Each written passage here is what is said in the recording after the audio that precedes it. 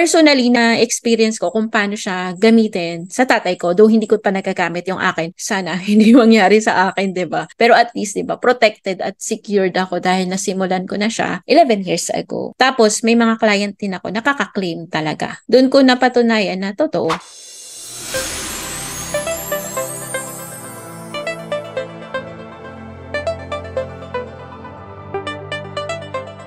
Hi Dreamers! Hi everyone! Ako nga pala si Nel Sembrano Lontok. Dati akong accountant na ngayon ay isang online entrepreneur and financial educator sa IMG. Dito sa channel ko, nagbibigay po ko ng personal finance tips for beginners at mga tips paano ba ako nagkaroon ng time freedom doing the mission of IMG. Kung sa tingin mo makakatulong itong channel ko sa'yo, consider mo na mag-subscribe at click mo yung notification bell para updated ka every time na meron akong bagong video. Okay, so sabi dito sa X-curve, may line going up, savings line. Mahirap pataasin yung savings line natin kasi meron tayong mga responsibility na malaki, pero ang goal natin when we get old is ma-zero out yung responsibility or mabawasan yung responsibility. So, ano-ano ba yung mga responsibilidad natin? Yan, kakain tayo, renta ng bahay, clothing, education, kapag meron tayong pinapaaral na anak or may pinapaaral na kapatid, tapos health, kapag kulang yung ating sweldo, nangyayari, nagiging basic needs na rin yung pagbayad ng utang. When we get old, kahit mawalan tayong trabaho or mag-retire na tayo, nandyan pa rin yung mga expenses na yan. Ibig sabihin, permanent yan. Temporary yung income natin kasi anytime, pwedeng mawala po yung income natin. Pwede tayong matanggal sa trabaho, pwede tayong magsara yung kumpanya, pwede tayong ma-disable. Maraming ways para mawala yung income natin. So, temporary siya. So, dito pa lang may problem na. Yung expenses natin, forever, ibig sabihin, kahit na matanda tayo, nandyan yung mga gastusin natin na yan,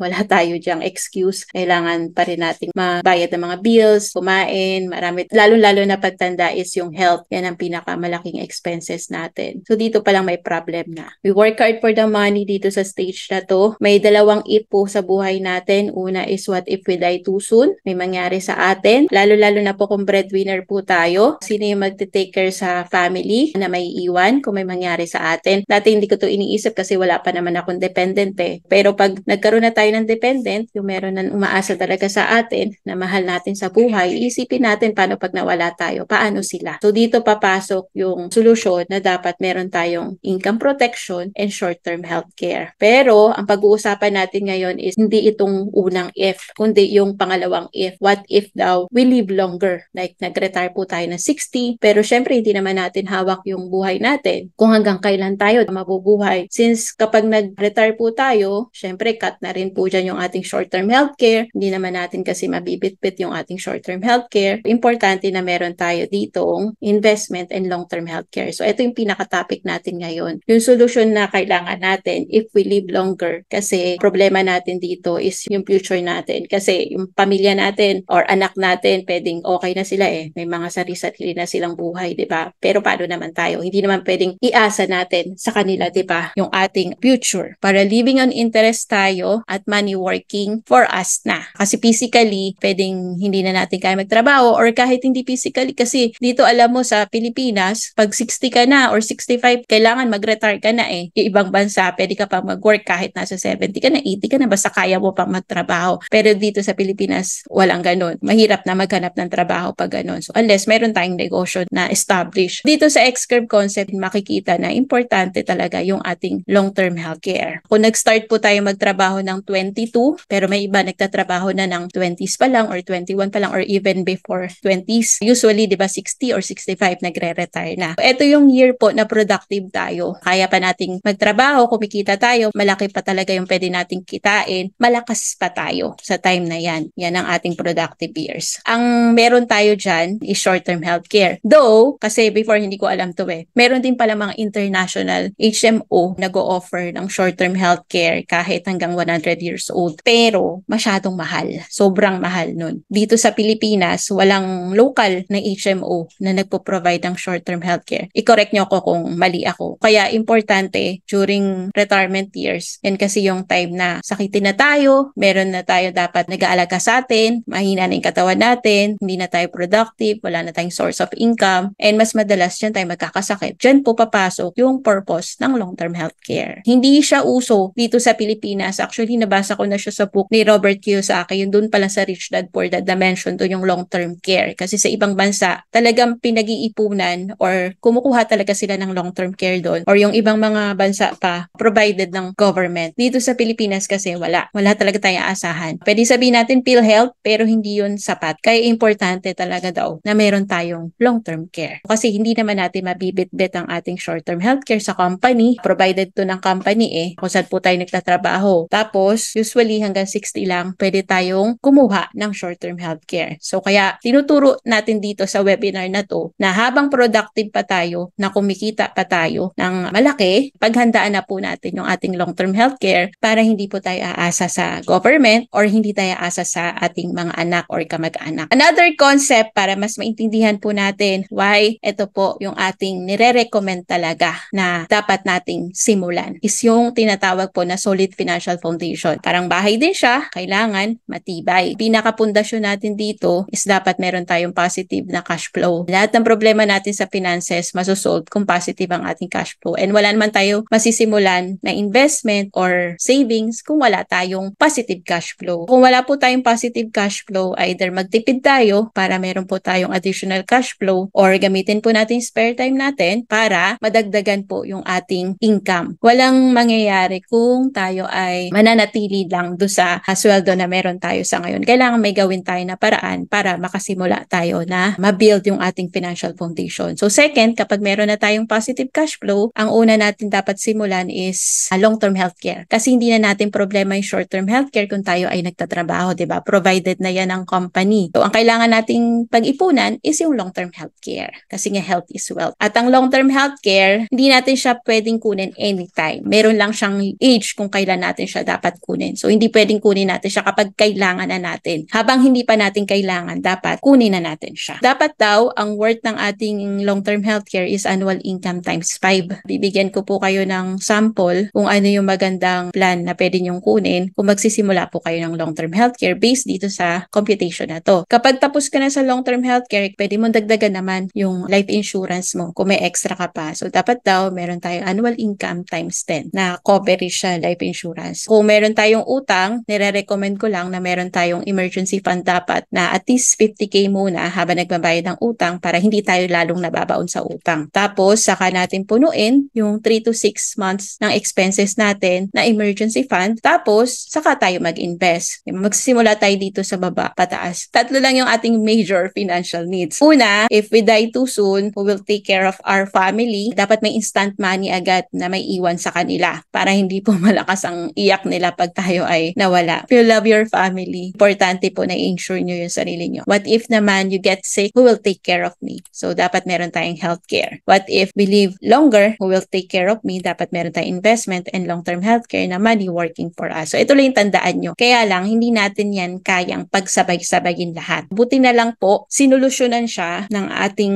recommended savings program sa inyo, which is yung Ultimate Kaiser Health Builder. Dahil 3-in-1 financial solution na po ito, meron itong investment kung hindi po tayo magiging sakitin kasi lumalago po yung pera natin, hindi natin nagagamit yung ating health benefit limit. Meron itong healthcare kung sakaling ang unfortunately magkasakit, at least meron tayong benefit limit na magagamit kung ma-hospital or magpapa-check up, ganyan, meron tayong limit na magagamit. Insurance, kung may mangyari sa atin habang nagbabayad tayo or nag-aantay tayo na mag-mature ang ating Kaiser plan. 3-in-1 financial solution. Ang Kaiser, meron siyang long-term healthcare, may life insurance, may investment. Kagandahan na jumpstart po yung ating financial foundation. Sabi nga ni Daniel Padilla, Kaiser Ambassador, nasa iyo na ang lahat, Kaiser. Magsisimula ka dito, tapos later kapag tapos ka na, saka mo naman dagdagan yung ibang block ng financial foundation mo. Kahit papano, nalagyan mo ng laman kaysa wala. Bakit ito ang aming recommended investment sa inyo na nagsisimula pa lang? Pwede mo sabihin kasi na, pwede ba tayo mag-save sa bangko, mag-invest sa mutual fund, or maglagay ng pera sa stock market, pero bakit Kaiser? So sa bangko, walang growth. Di mo pansin yung growth dyan. Kailangan mo pang i-microscope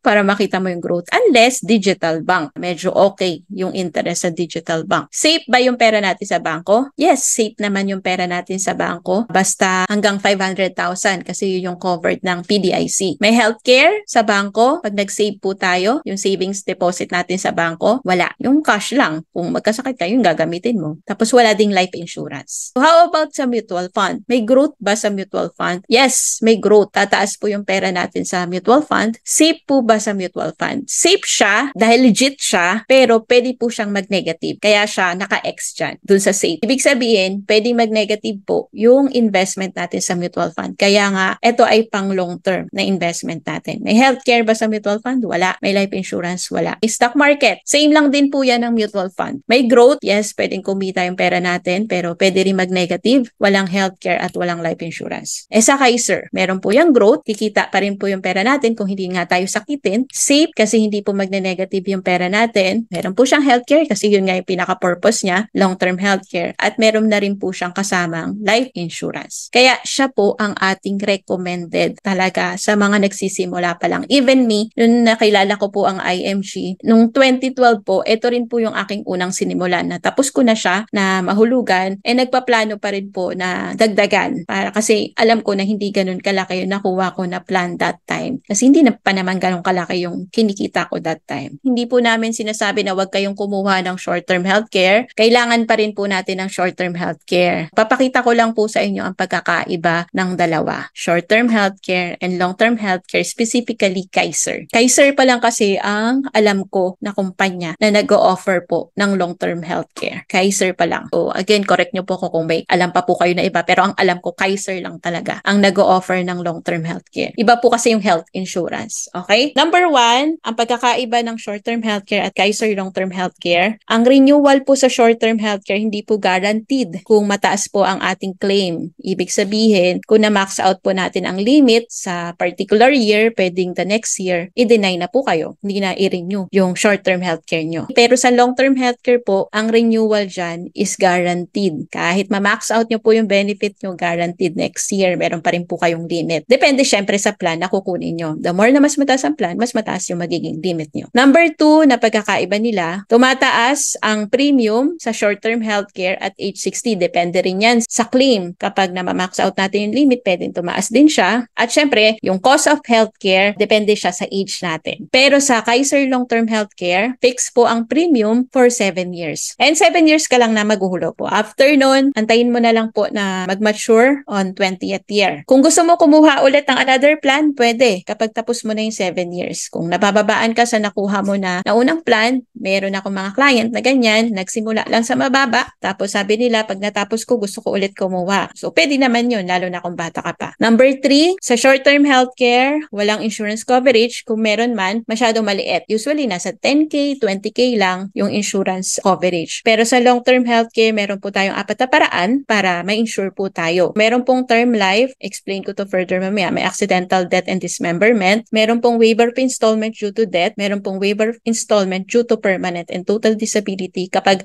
habang nagbabayad ka pa lang during 7 years may nangyari sa'yo as plan holder, meron pong waiver of installment. Ibig sabihin, considered as fully paid na yon hanggang 7 years. Isa siya sa paraan para, syempre, ma-insure ka. Hindi na kailangan pa intindihin ng pamilya mo yung kailangan mong bayaran na premium kasi waive na. Number 4, sa short-term healthcare, wala pong accumulation ng unused health fund. Kapag po kumuha ka ng short-term healthcare at hindi ka naman nagkasakit during that year, hindi po siya masasama yung limit mo sa susunod na taon. Tapos yung binayad mo, syempre, expenses na siya talaga. Pero sa long-term healthcare, lahat po ng unused health fund mo, kunwari hindi ka nagkasakit ngayong taon, pwede siyang ma-accumulate. During waiting period na. Pwede siyang ma-accumulate sa susunod na taon with interest pa. Number 5, sa short-term healthcare, walang return of premium for non-utilization. Ibig sabihin, kung hindi mo magamit daw yung limit mo, walang babalik sa'yo. Expenses na siya talaga. Sa long-term healthcare, meron siyang 85% of contract price na ibabalik sa'yo on maturity kapag hindi mo nagamit yung health benefit limit mo during 7 years. May explain ko yan further. So, ibig sabihin, may return of premium. Meron siyang bonus or incentive kapag hindi ka po sakitin. Number 6, sa short-term healthcare, i-cover ka lang hanggang age 60. Sa long-term healthcare, even beyond age 60, kaya nga siya long-term healthcare. Yun talaga yung pinaka-purpose niyan. At kung hindi mo nagagamit or may natitira ka po doon na fund, pwede pa po yan mag-earn ng interest. So, hindi natutulog yung pera mo. Unlike kung ilalagay mo lang siya sa bangko. Number 7, sa short-term healthcare, ang pre-existing illness hindi covered during the first year at pwedeng hindi rin siya ma-covered sa mga susunod na taon loan, depende sa claim. Sa long-term healthcare, ang pre-existing po is covered after 7 years. Hindi siya covered during 7 years, pero at least 8 year onwards hanggang sa tumanda ka, covered ka as long as meron kang funds sa long-term healthcare mo. Number 8, non-flexible, non-transferable benefit design. So, hindi mo pwedeng i-transfer yung short-term healthcare mo. Sa long-term healthcare, flexible po siya. Pwede mong i-amend yung mode of payment. Transferable siya kung may mangyari po sa plan holder. Kung namatay po, pwede ma-transfer po sa beneficiary. Siya yung makikinabang. Di ba? Hindi talaga siya tapon. Pwede mo ring i-upgrade yung mode of payment and kung mag-lapse ka, pwede mo siyang ma-reinstate. Number 9, speaking of reinstatement sa short-term healthcare, limited lang within 30 days of lapse policy. Sa long-term healthcare, ang reinstatement po within 2 years of lapse policy. Dapat committed ka dun sa 7 years para talagang ma-enjoy mo po yung benefit mo sa Kaiser Long-Term Healthcare. And the last, sa number 10, ang short-term healthcare para maging covered ka dyan, lagi ka magbabayad, lagi ka maghuhulog, continuous yearly payment term. So, para ma-covered ka. Pero sa long-term healthcare, 7 years ka lang na maghuhulog, covered ka hanggang 20th year and onwards hanggat meron kang fund. Or pwede ka rin mag one-time payment. May mga client na po ako na nag one-time payment para hindi na nila iintindihan pa yung mga susunod pa na mga taon. Kung may fund ka naman, pwede pong gawin yan. Now, pag-usapan na po natin paano ba nag-work yung Ultimate Kaiser Health Builder. 7 years na po tayo maghuhulog. Ito po yung tinatawag natin accumulation period. Tapos 13 years po ang waiting period. Ito po yung tinatawag natin na extended period. Kaya po siya 20-year investment program. Dapat po committed po tayo na matapos yung 7 years na hulugan natin at nag-antay po tayo ng 13 years kasi ito po ay long-term healthcare. Long-term investment po to, long-term savings program po ito. Hindi siya tulad po ng bangko na kapag, kailangan ko pera,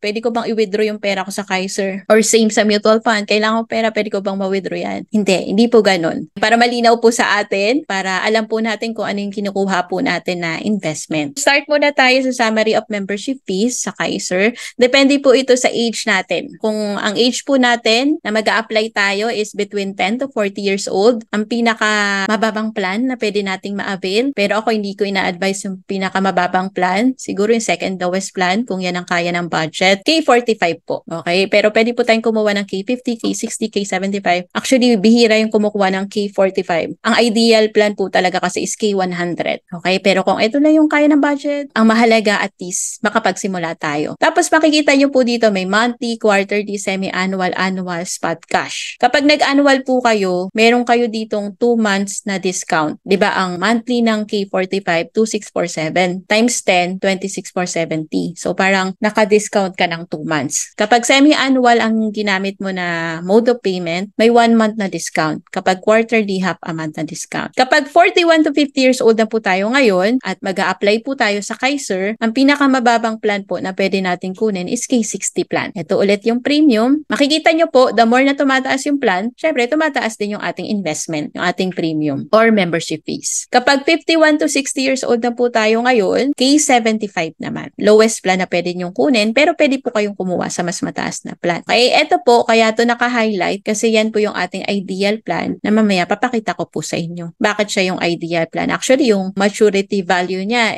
yung 1 million, maliit na yun Mas maganda pa nga na mas mataas na plan. Meron din po tayong policy fee dito, 500 pesos every year for 7 years only. Ang proseso po kapag mag-start tayo ng Kaiser, kailangan settle natin yung initial payment para ma-process po yung application. Kasi yung iba naguguluhan. Gusto ko magsimula dyan, pwede bang fill out muna ng form tapos saka magbayad? Hindi po. Hindi siya ipaprocess hanggat hindi po natin nasisettle yung initial payment. So, ito yung pwede nyong pagpilian ng mga membership fees. Tingnan nyo dito yung age nyo ngayon, tapos kung kaya ng budget yung pinaka-lowest plan or pwedeng mas mataas na plan, so dun mo tingnan. Then mamaya, yung pinakita ko sa Financial Foundation, yung annual income times 5, dun nyo rin pwedeng pagbasihan kung ano yung magandang plan para sa inyo. Depende sa income na meron kayo ngayon. Ano-ano po ba yung mga benefit nyo during accumulation period o first 7 years na naguhulog kayo? Meron po kayo dyang libreng APE. Ito po after 1 year nyo na maghulog. Kung nag-monthly po kayo, dapat matapos yung 12 months. Kung nag-annual po kayo, after payment, annual naman yun, buong year naman na hinulugan nyo na, pwede nyo na pong magamit yung free APE nyo. So ano-ano ba yung APE? Meron po itong may physical examination, chest x-ray, routine fecalysis, routine urinalysis, CBC. May ECG for members above 35 years old, pap smear for female members years above 35 years old or as required. And then, kailangan itong EPE na to, i-administer to sa accredited clinic. Yung pa-schedule ng EPE, mamaya ituturo ko po sa OPMS para makita nyo saan pa magpapaschedule ng EPE kapag meron na. So, makikita nyo po yan sa online policy management system nyo. Ano pang benefit nyo during 7 years na naghuhulog po kayo? Again, after 1 year na paghuhulog nyo, meron din po kayong free dental benefit. Ito po yung mga free dental benefit. May unlimited dental check-up, unlimited simple tooth extraction. Simple, ibig sabihin madali lang po yung pagbunot. Hindi siya complicated. Once a year na cleaning, tapos unlimited na temporary filling or yung pasta. Tapos may mga minor adjustment and kailangan din po sa accredited clinic. Sa dental benefit, kapag i-avail nyo yung benefit nyo dito, tatawag kayo diretso sa accredited clinic at doon kayo magpapa-appointment. At mamaya, nasa OPMS din siya, yung accredited clinic. Doon nyo makikita kung ano-ano yung mga accredited clinic na malapit sa inyo. Tapos, meron din po tayo ditong benefit for hospitalization or inpatient benefit. Meron tayong annual benefit limit na magagamit. I suggest, huwag nyong gamitin. Kasi nga, kapag hindi nyo ito nagamit, meron po kayong return of premium on maturity. Yung 85% ng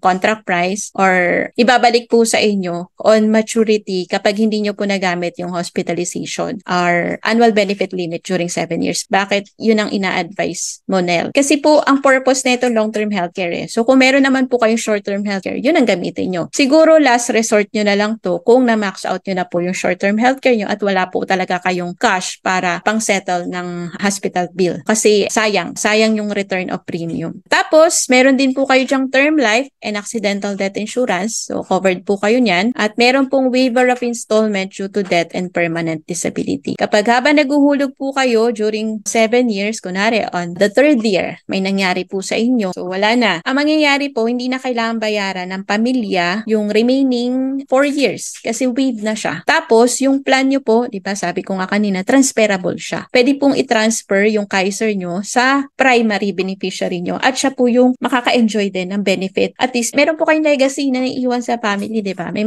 iwan sa kanila. Pag nag-mature yun, pwede nilang i-withdraw or bala po sila kung paano nila gagamitin. Meron na po akong client na nakapag-claim. Nagulat din ako noon kasi bata pa yun, parang halos kasing age ko lang. Tapos nagka-cancer siya. Buti na lang din. Pero hindi ko siya personally kilala. Kilala siya ng kilala ko. Buti na lang na gag-guide ko na magtuloy-tuloy sa pagbabayad. So parang one premium na lang yung kailangan niyang i-settle. Tapos fully paid na siya. Kinontak niya na ako noon na sabi niya parang malapit na daw. So malapit na daw talaga siya. Nung nawala siya, na-waive yung remaining one premium. Tapos, tinulungan ko rin yung asawa niya na makapag-claim. Kinonfirm ko naman kung magkano yung na-receive niya. Na-receive niya naman kung magkano talaga yung insurance coverage. K100 yung kinuha niya kaya naka-receive yung asawa niya ng 450k na insurance coverage. Tapos, na-transfer yung plan niya, na-process din yon sa asawa niya. Tapos, hindi po covered ang pre-existing illness or condition during 7 years. Tapos, ang outpatient services or yung pa-check up, hindi rin po covered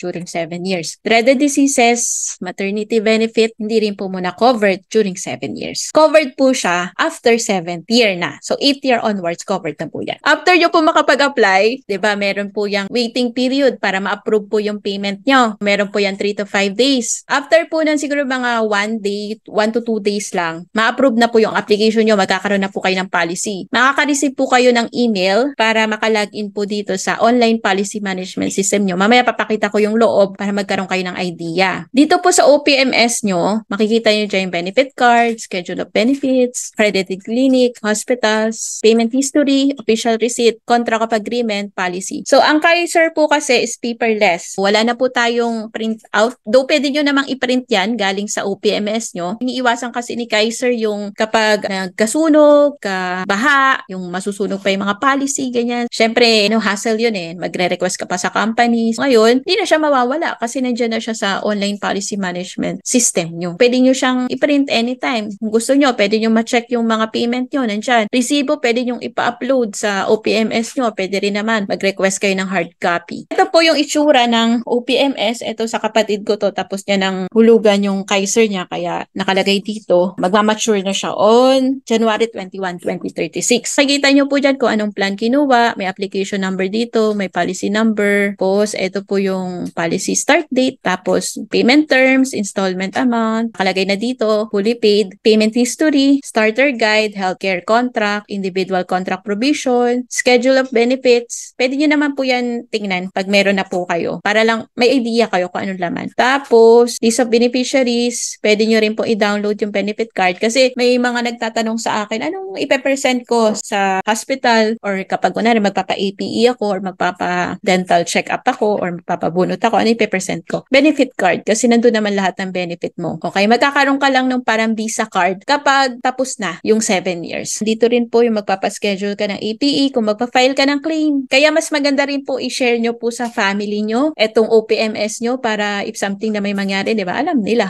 paano i-login. Aware sila. Kailangan no family left behind po. Yun din ang turo sa IMG. So, dapat alam din nila ito. Unless, hindi po sila ang beneficiary nyo. Tapos, pwede po kayo dito mag-request din ng visa card. Sa amin, nung panahon namin, narantanda na namin, kailangan mano-mano yung pag-request ng visa card. Ngayon po, nagulat ako, pwede na rin siya sa OPMS. Pwede ka na mag-request. Ito, yan. Pwede ka na mag-request ng visa card. Tapos, pwede mo na rin ma-view yung certificate of full payment. Ito, alam ko, automatic. Pero kapag natatagalan kayo na ma-upload yung certificate of full payment sa OPMS nyo, pwede nyo namang i-request para ma-expedite yung pag-upload ng certificate of full payment. Ito yung mga accredited hospital clinic. Kapag mayroon kayong i-amend, may magre-reinstate kayo nandito. Actually, kapag magbabayad po kayo, hindi lang makikita dito kasi fully paid na to. Meron din po ditong button, pay now, ganun. Kapag nag-lapse kayo, may makikita rin kayo ditong note dyan na nag-lapse kayo, paano kayo magre-reinstate, meron din po kayo i-click. Ito naman, dahil fully paid na, mababasa mo dito kung ano yung maturity benefit option. Ito po yung sample ng certificate of full payment. Ito yung pangalan ko ngayon kasi nung kumuha po ako ito, Marina Sembrano, single pa po ako. Ito yung visa card. Ito po yung itsura ng certificate of full payment. K50 yung plan na kinuha ko noon, kaya nga gusto kong kumuha ulit kasi mababa yung plan na nakuha ko. Magmamature na po siya sa June 18, 2027. So 4 years na lang. Babalitaan ko po kayo kung magkano ang aking maturity value.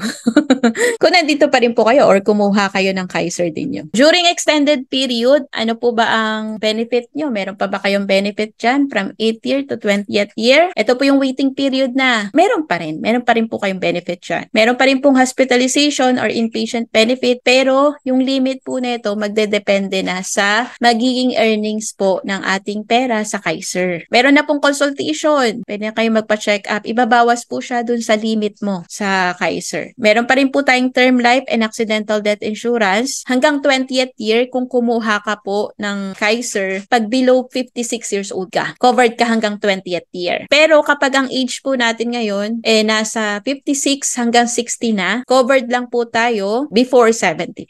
Tanong nyo bakit? Kasi po medyo risky na sa part ng Kaiser. Before 75 lang po kayo i-insure. Siguro understandable naman na yun. Maternity benefit, pre-existing illness and rare diseases, covered na rin po yan. Tapos, magkano yung magiging limit nyo na from 8th year to 20th year? Meron tayo tinatawag na yearly hospital benefit. Depende siya sa plan. So, 10% ng plan natin, nagko-compound po yan based dun sa plan na kinukuha natin kung hindi po natin nagagamit. Kaya nga ako ay advise hanggat maaari po. Kasi yung iba akala nila for regular use, yung Kaiser long-term healthcare. Mas maganda pa rin po na meron tayong short-term healthcare. Kaya nga ang in-emphasize ko lang doon, long-term healthcare, hindi short-term healthcare eh. Meron tong long-term healthcare, may insurance, saka investment. Kung meron naman tayong short-term healthcare, mas maganda yun po yung gamitin natin. Kasi etong yearly hospital benefit, pwede nyo sabihin, oh, parang ang liit naman. So kasi nga, yun yung po yung earnings natin sa Kaiser. So yun lang yung magiging limit natin kapag nagkasakit tayo or gamitin natin yung ating Ultimate Kaiser Health Builder. Thinking po natin lagi kung kukuha po tayo neto is for long-term healthcare. Meron din po siyang additional hospital benefit. So eto, hindi na po natin pag-uusapan kung paano na-compute kasi Kaiser na po yung nag-compute neto. And depende po rin kasi siya sa magiging takbo ng market kasi naka-invest din po yung pera natin, diba, sa Kaiser. Dividends siya in the form of hospital benefit. Mamaya bibigyan ko po kayo ng projected amount para lang magka-idea po kayo magkano. After 20 years, maturity na po. Ano na po mangyayari sa Kaiser nyo? Good as cash na po siya, kaya nga masaya na siya, diba? Pwede niya nang i-withdraw. Pero maganda dito, syempre, ano bang purpose? Bakit tayo kumuha ng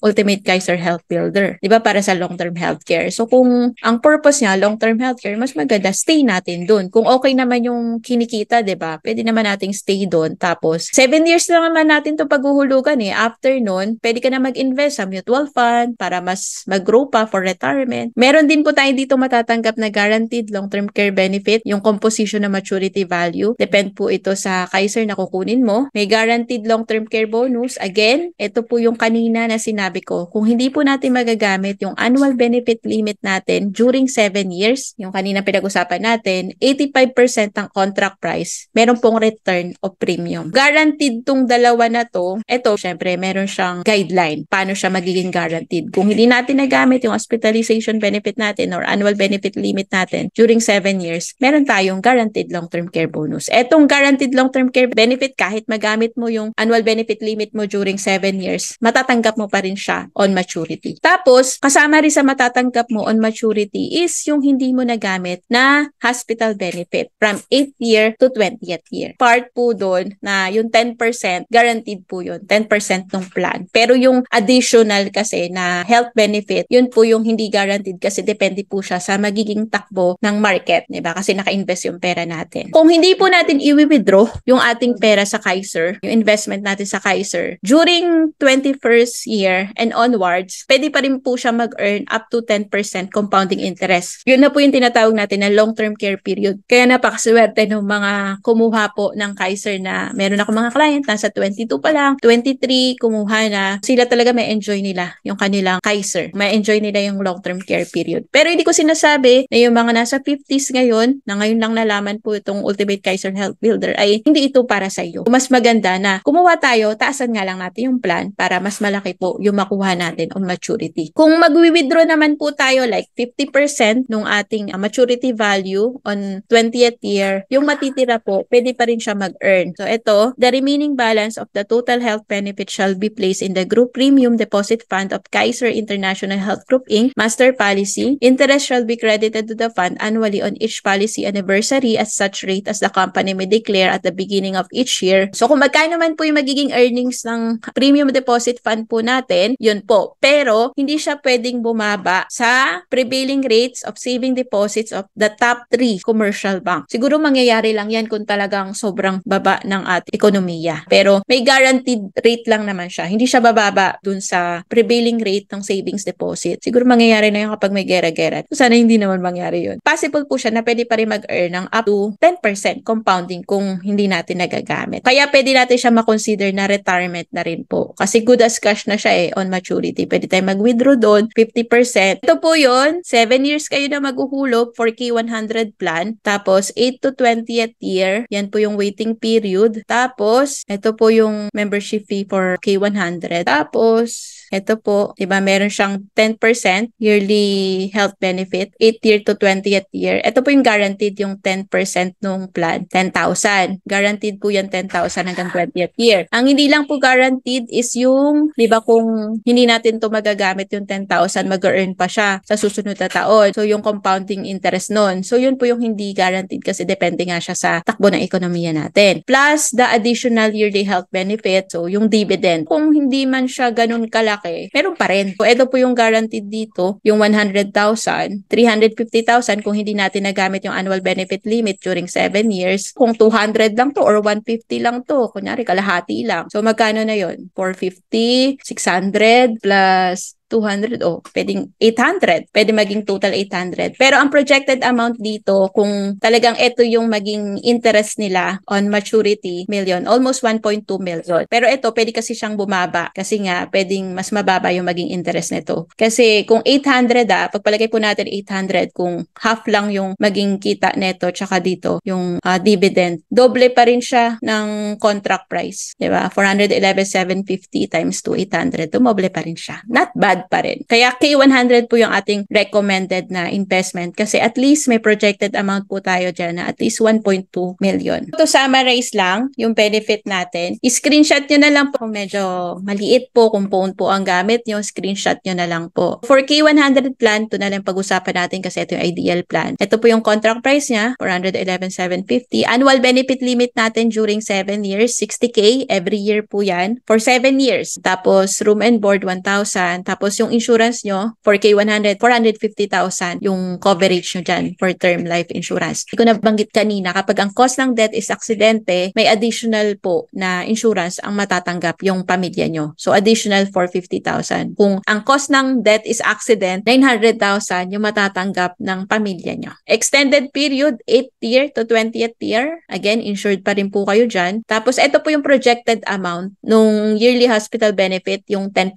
tapos compounded annually siya kung hindi nagagamit. Pwede on maturity to 69,750. Tapos yung additional hospital benefit, ito po yung dividendo. Kung hindi nagagamit, ito po yung total projected amount. On maturity po, ito, almost 1.2 million. Ang composition po nito, guaranteed long-term care benefit, 100,000. Bakit 100,000? Kasi ito po yung plan, K100. So kaya 100,000. Pansin nyo dito sa K150, 150,000. Kung gusto nyo mas mataas na plan. Tapos yung guaranteed long-term care bonus, kung hindi po natin nagamit tong annual benefit limit na 60K for 7 years, 60K every year for 7 years, 85% neto ng contract price, 350,000. Yun po yung matatanggap niya on maturity. Ito, binaba ko lang to, itong dalawa, yung total yearly hospital benefit, kasi yan na rin yung projected amount on maturity. Kaya total of almost 1.2 million, 1.166. Kung hindi mo to i-withdraw, yung 1.1 million, ang projected value niya in 25 years, pwede pong umabot ng almost 1.9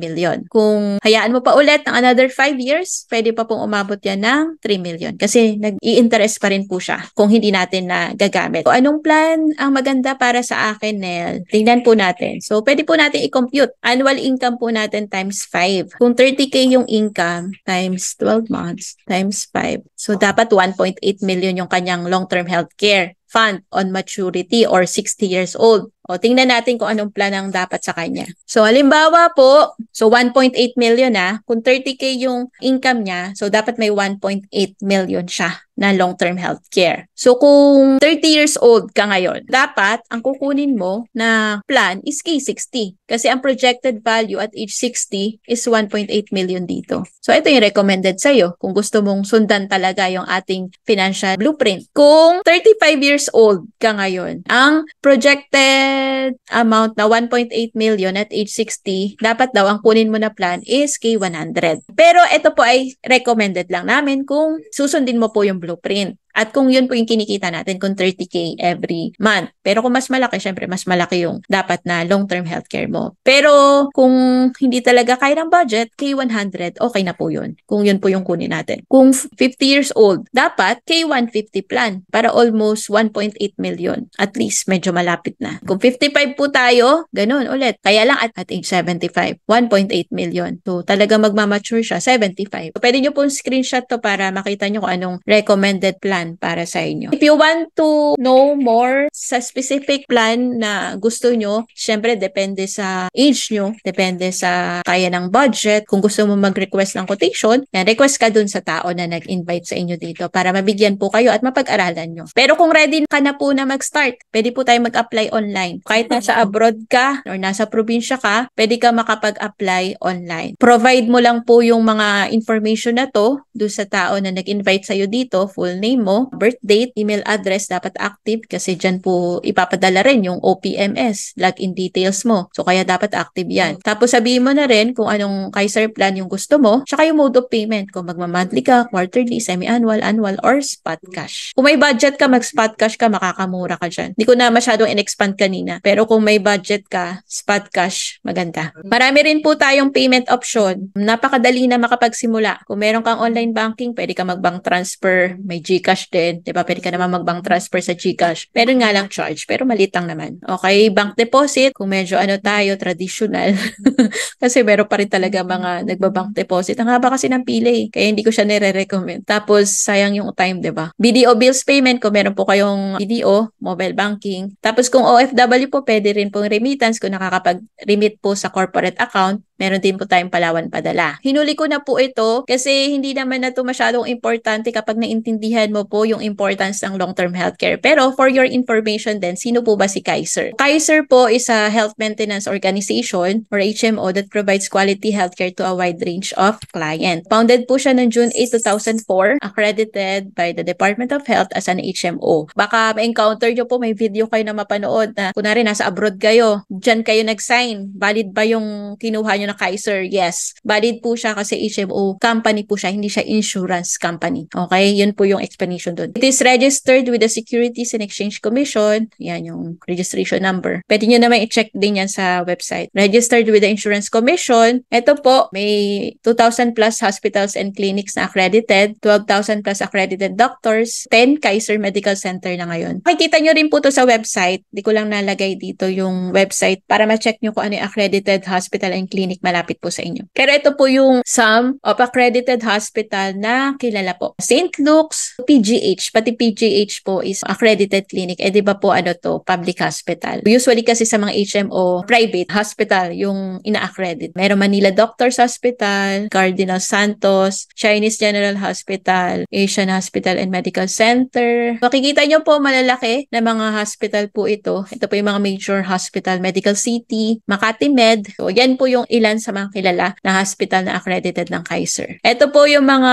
corporate client ng Kaiser, Department of Agrarian Reform, NFA, National Food Authority, House of Representatives, Senate of the Philippines, Court of Appeals, NEDA. Ibig sabihin, kung naniwala po yung House of Representatives, Senate, mga government sa Kaiser, ibig sabihin, legit po ang Kaiser.